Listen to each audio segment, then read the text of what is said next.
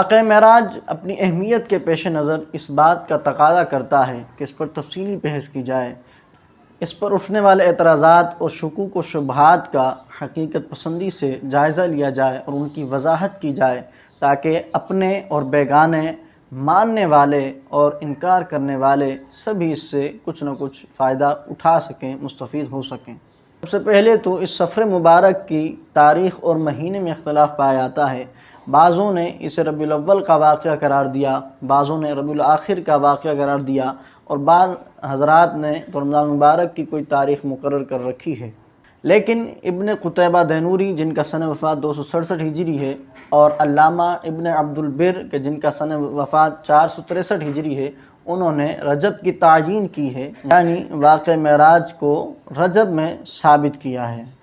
اور متاخرین میں امام رافعی، قزوینی، شافعی رحمۃ اللہ علیہ جن کا سن وفات 623 سن ہجری ہے، اور امام ابو زکریا یحییٰ بن شرف نووی رحمۃ اللہ علیہ جن کا سن وفات 676 سن ہجری ہے، اپنی کتاب روضۃ الطالبین میں رجب کو تیقن کے ساتھ، یقین کے ساتھ ثابت کیا ہے۔ اور محدث عبد الغنی مقدسی رحمہ اللہ کے جن کا اسماء الرجال پر اچھا خاصا کام ہے، انہوں نے رجب کی تعیین کی اور 27 تاریخ کی تصریح بھی فرما دی۔ اور علامہ زرقانی رحمہ اللہ نے لکھا کہ لوگوں کا اسی پر عمل ہے، اور بعض کی رائے یہ ہے کہ یہی قوی ترین روایت ہے، کیونکہ اصول یہ ہے کہ جب کسی بات میں سلف کا اختلاف ہو اور کسی رائے کے ترجیح پر کوئی دلیل قائم نہ ہو